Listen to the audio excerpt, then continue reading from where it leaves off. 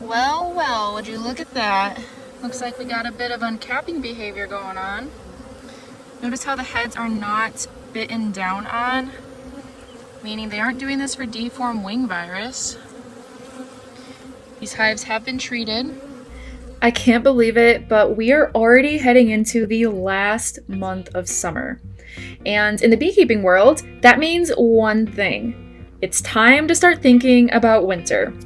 Now, I'll be honest with you, for a long time, I tried to stay treatment-free.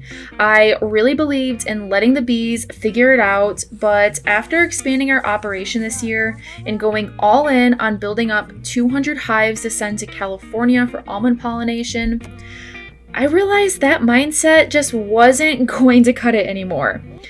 What we do right now in terms of mite management is literally going to decide how many of these hives make it to pollination this season.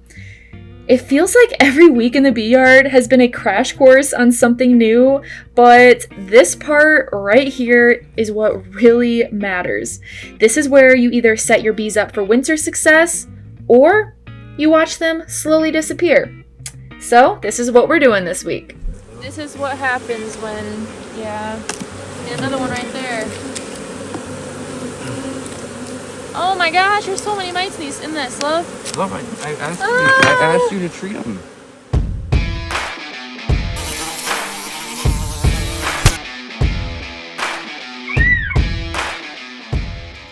Good morning. So today is the very first day of August. And although it is raining, we are coming out today to do some mite treatments. And it just so happens that the weather is absolutely perfect, even though it's raining. It is 68 degrees today. Let's see if I can even get my hat thing. Goodness. It is 68 degrees today. So perfect to be putting on some mite treatments. I'm going to be using a lot of formic acid. So Formic Pro, it is my tried and true. It is reliable. It can knock out mites, and boy, do the bees come back really strong after you put it on. So that is what we're going to be using today. I am going to be testing some of the hives, just kind of spot checking, because if you guys watched my last video, then you saw that we had Dr. Frank Rinkovic. I never know how to pronounce his last name, but he is a USDA researcher at Baton Rouge in Louisiana, and he came out to test my hives for amatraz resistance. Well, great news. Turns out we only had a 0.28% infestation in the 10 hives that he did test in that yard, so that is absolutely great, especially for this time of year. And then he did find a 28% amatraz resistance in the mites. So it's a good thing that I generally use organic acids anyways, but I'm not sure how all of the other yards are looking. I will say I understand why a lot of beekeepers, in particular Randy Oliver, likes to test all of his hives constantly so we can see exactly where they're at, because right now I'm just kind of like guessing. But because of the schedule, you know, the great old schedule of working a full-time job, doing bees full-time, and doing YouTube, which is like a part-time job, it adds up. So it just did not work out in our timing this year to be testing all of our hives, but that's okay. Maybe that'll be something we work into our system in the future, because I would like to know.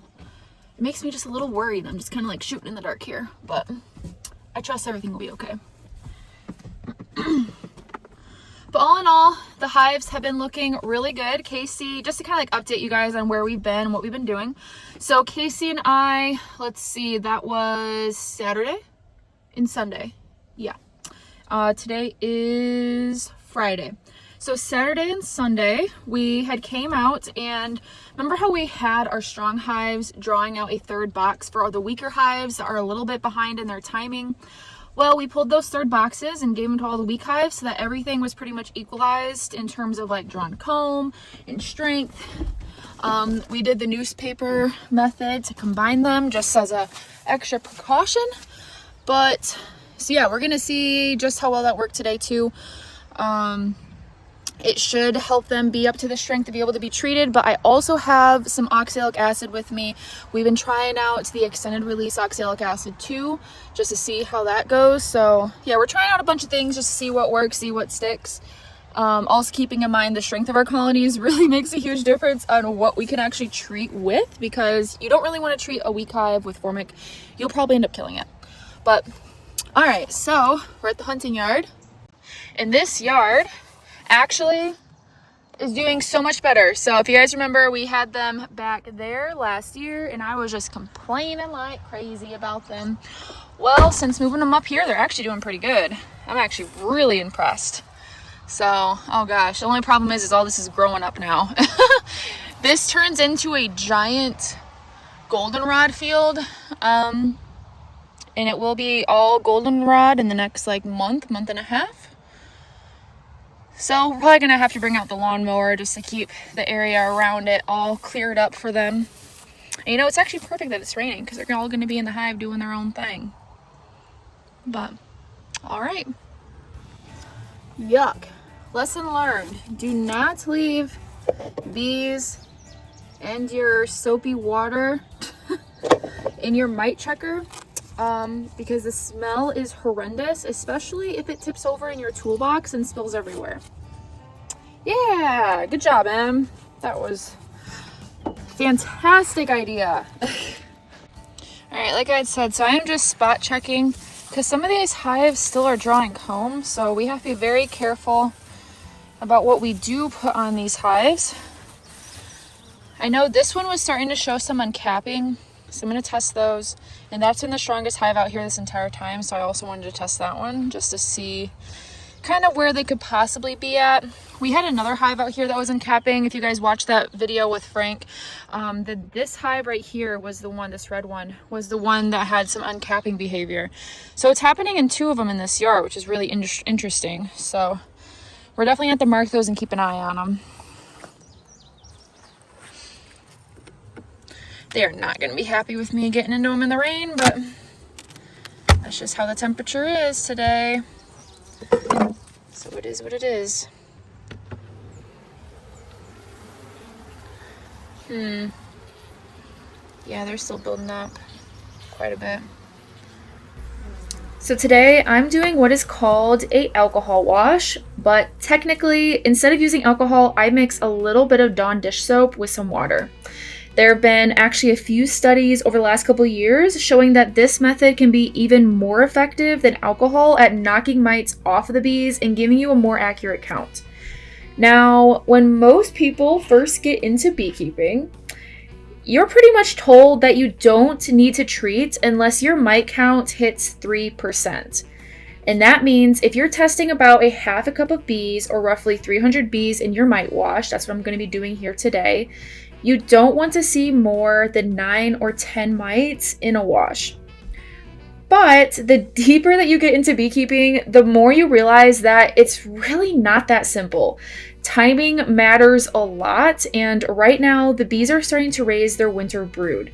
These are the bees that need to live for months, not just weeks, and if those brood frames are loaded with mites, they're going to emerge already weakened.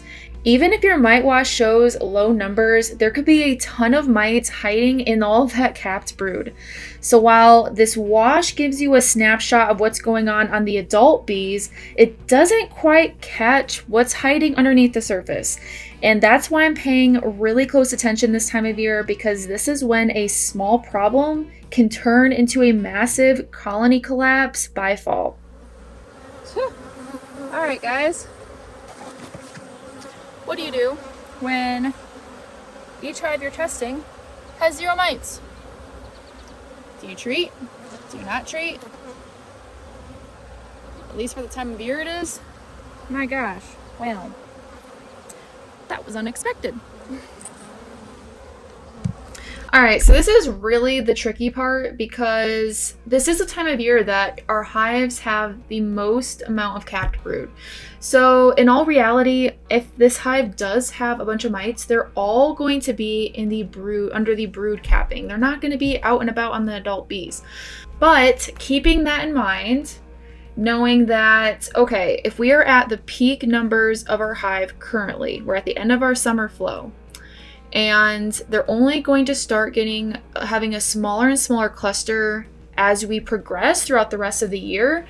That means that any mites that are under the brood capping, as they continue to emerge and continue to go into cells and keep reproducing, they're going to start going up at a time when your bee population is going to start going down. So even though you're seeing a 0 or 1 mites in a wash right now, does not entirely mean that you're going to have mite levels in a reasonable range in the next month or two. But also keeping in mind that this yard in particular needs to continue to build up a bit more before it's really going to be ready for wintertime and ready to send to California.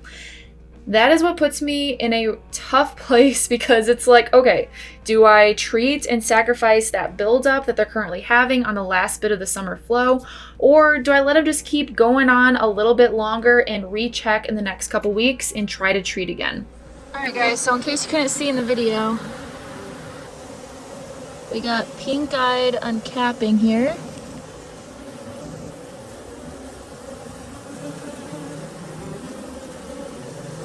One mite in a wash. Looks like they chewed down that one.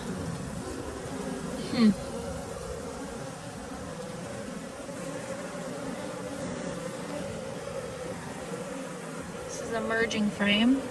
Interesting. Well, maybe we aren't treating today. All right, so I've tested 5 hives so far. 3 of them were 0s, 2 of them were 1s. I'm gonna test 1 more hive since I haven't tested any on this pallet. Yeah, I just opened them, so they're not happy now.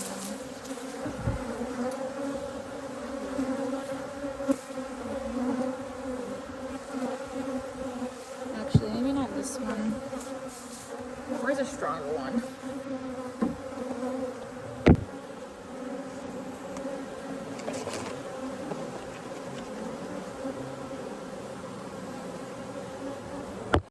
Alright, I don't really see a need in treating this yard. I put a pad on the ones that tested at 1, just 1 single formic pad, because they still have those Varroa on them, so I guess we'll go from there. Maybe spot check some of the other yards, see where they're at. So I decided not to treat that yard, so I guess we're going to keep going around to the yards and just kind of checking and seeing what's really going on. Maybe it is a good idea to start monitoring mite levels regularly.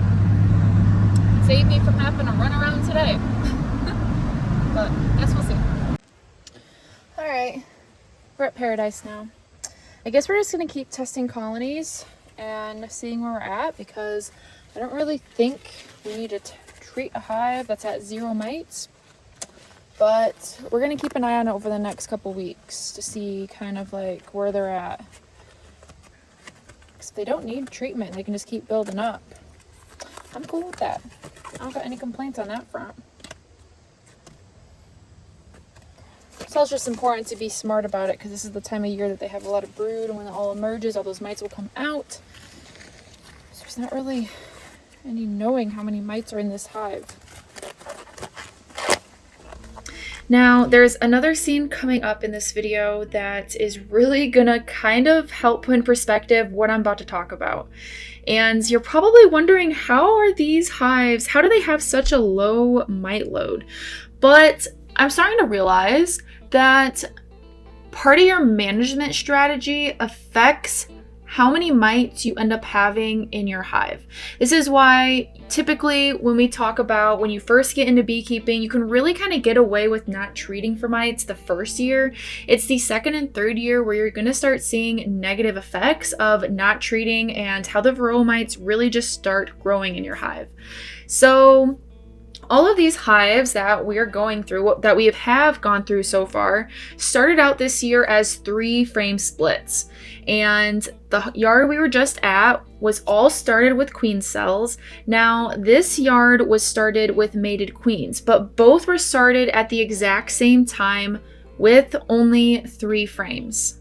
So that means that both of these hives really had a good brood break, and they didn't have a whole lot of brood and bees transferred over from the mother hive to really kind of create a mite bomb kind of situation. Now, I will say it does also really help the fact that we haven't done any sort of summer pollination yet.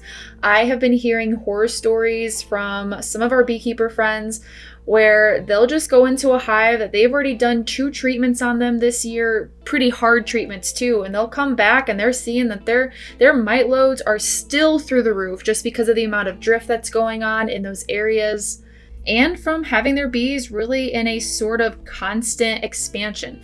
Now, these hives, we really have kind of kept them in a state of constant expansion this year because whenever there wasn't a flow, we fed because we had so much comb that we had to get drawn out in order to make this all work in time. But this still is a pretty cool observation to see that brand new hives, when started fairly small, can actually do pretty good with a low management style in terms of how many mites they have, how many treatments you have to do, and still look good this time of year. Well, Paradise is also washing zeros. Interesting. Whew. Okay, these hives are heavy. So, we're at the pine yard. Remember the video we just did a couple days ago? Well, actually that was like a week and a half ago now when we put all these third boxes on. Well, just did a mite wash on this yard. Makes me feel a little better. At least I know that my washing system is not inaccurate, because I have 1, 2, 3, 4, 5, 6 mites in a wash. So if my other ones are testing 0, that's really good. But this entire yard is getting Formic. The normal dose, 2 pads across every single hive. I was just out at Banker's yard, the yard that I started from Walkaway Split, if you guys remember. And I did do a single pad of Formic on those because they were still washing zeros, but they've been really big. So I was like, well, I probably should, just to play it safe. But the weaker ones, I mean, I don't have to treat the weaker ones if they're looking pretty good. Yeah, so I don't know if you can see them. 1, 2, 3, 4, 5, 6, 7. Yuck. Yeah, that ain't good.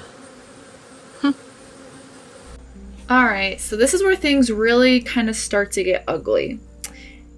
In the last video I filmed with Casey in this yard, we had talked about how this yard didn't get any treatments really until the first week of June. I know that definitely makes me a terrible beekeeper, but in the shuffle of things and with certain yards being under his control, certain yards being under my control, this yard completely got forgotten about when it came to mite treatment.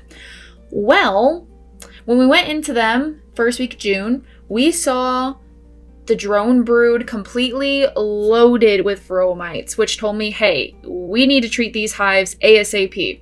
So I did a round of Formic on this entire yard.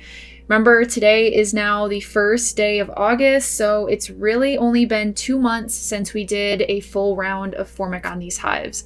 And okay, so that first hive was 6 mites in a wash, but I kept testing as I kept going through these hives, and I saw a hive that had 18 mites in a wash. Now it makes sense why this yard, the hives have been just so angry over the last couple months whenever we work them, but it also has me a little puzzled that if the mite load is this high right now, after already doing a Formic treatment on this hive back in June, then that means that their mite load had to have been way out of control really before I treated that first time. And this really kind of shows me how important it is to do multiple treatments a year. So you have your spring treatment, you have your early summer treatment, and then you have your late summer/fall treatment. And also it's worth mentioning that this yard houses the pallets that we sent to California, and we did not break this yard down whatsoever. We did not break them all down into 3-frame splits or anything like that. The only thing that's happened to them is they've had 1 deep worth of bees taken away from them as singles and taken to the brush yard. And they have all had a brood break, if you want to call it that, because they all requeened themselves at some point. So what that tells me is that even if they had a split taken away, even if they had a brood break, because they were treated so late in the season, it was already pretty much a write-off in terms of their mite load getting out of control. Gosh, there is no worse feeling though than going into a hive. I didn't even look at the brood. I could just hear it in their, well, one, their aggressiveness, but then also the frequency of their buzzing. You can just tell when a hive is stressed out. And honestly, it makes you feel stressed out and it makes you feel terrible.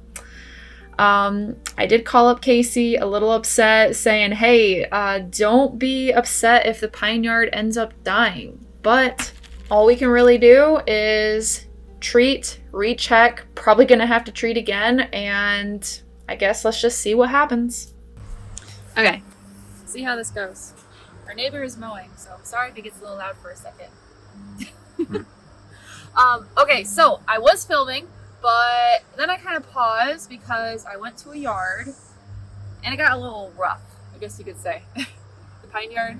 If you guys remember the video that last time Casey and I filmed, he's behind the camera right now. He's just being shy and not talking. Hello.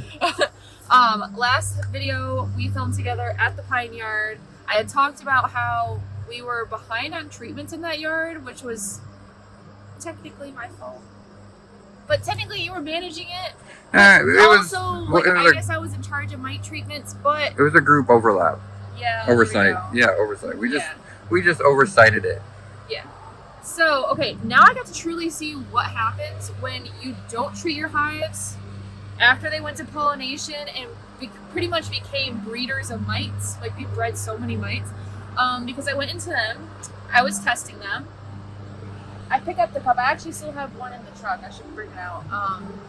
And I found 12 mites in a wash, which I know isn't that big of a deal. That's like 3%, but compared to the other ones, and then seeing all of, if you guys remember the video I had showed where we saw all of the mites in the brood too.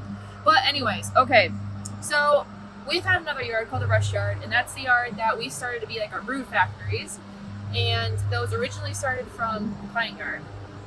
Those were splits that Casey made, took them off as singles so we could take them out to the brush yard. They could build up really fast. That's why we did them as singles and not like little 3-critters. Well, they have been stalled out for the last like month and a half or so, and I haven't really been able to figure out why. Well, went out there, tested for mites again, 6 mites in a wash. Which I know it's only 2%, but when you think about how much brood they actually have right now, how many mites are underneath the brood cappings. So, what did we learn? Well, if they have high mites but they didn't collapse, or they don't collapse and they kick back, at least we know that they can handle some high mite loads and still be brought back. Yeah, I'm curious to see how they do. So I put Formic on all of those 2 pads. Temperatures are perfect. I think the high was like 70 today, and it's supposed to be that for the next 3 days, so praying that it continues with that. Yeah, it's not fun looking at sick bees. Well, to be fair, only so many of those are from out there. A lot of them were brought in. They were brought in as small. Like, so there was only 3 pallets out there, and we put 3 more pallets out there. Well, I didn't test those 3.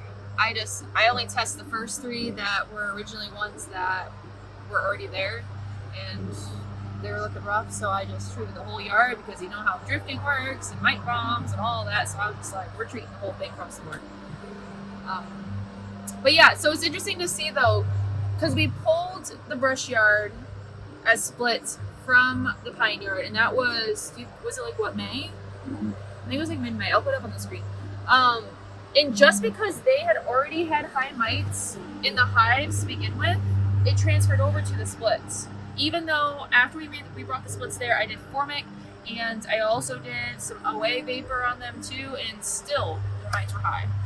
At least compared to all the other ones that I was still washing 1s and 0s all day. Yeah. What was that? You had like a aha light bulb moment? Well, I was just thinking, summer queens that we didn't make out of the brush yard. Yeah. Oh no, none of those queens are ours except for like 3. Yeah. No, actually 7. I forgot about that pallet that we put out there. Mm-hmm. So except for 7. The rest of them are queen free shipment. But I guess that could be a factor. I don't know. But I don't know, I just wanted to film this video as like a little mini like business meeting, I guess you could say. I was hoping that Casey would be a little bit more talkative with some of the things that he told me earlier on the phone when I called him, and I'm like, hey, if these hives die, don't be upset. Well, to be fair, it's been a day, and I have had zero time to like process my entire day. So it's like, hey, film a video for me real quick. I'm like, oh, okay. Okay, fine. So, yeah, sorry for that. I just got to process. I had quite a day, so I have to process it. Yeah. Well, that's what's going on. Thanks for watching.